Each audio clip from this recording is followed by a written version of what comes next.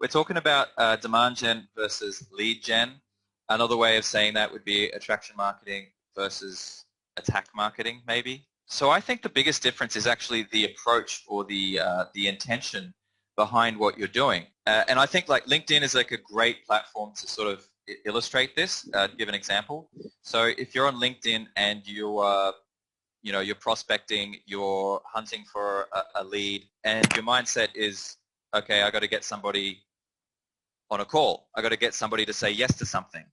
And so the way that you're doing that is you're connecting with 50 people a day, you're messaging every one of them, and you're immediately going into lead gen mode. So maybe that your offer is for a call, or maybe you have a lead magnet, and so you're immediately going, hey, check out my lead magnet, or hi, I see that you do this, this, and this. I do this, this, and this. Would you be up for a quick call?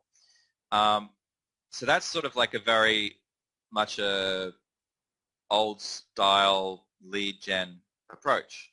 We're not saying that you should stop doing outreach. We're not saying you should stop messaging people if that's what you're doing currently, but the way that you do it changes. Your approach and your intention changes.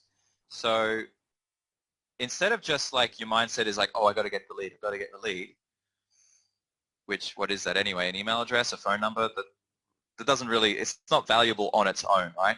Your intention is to lead with empathy. It's to educate, it's to inform, it's to entertain, it's to build your brand.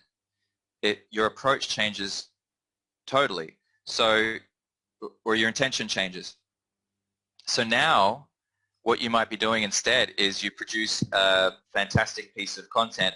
It could be a video or an article, but it's a very high quality piece of content. And now when you reach out to them and you message them, you're not hustling for the lead.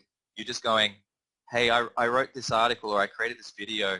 I think it could be really helpful for you as you're in this industry, and we see that people in this industry are facing these problems.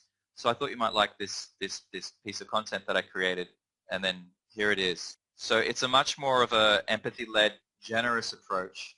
And also, if you're not a natural-born hustler, that feels way more comfortable to do that than to go for the sales call immediately.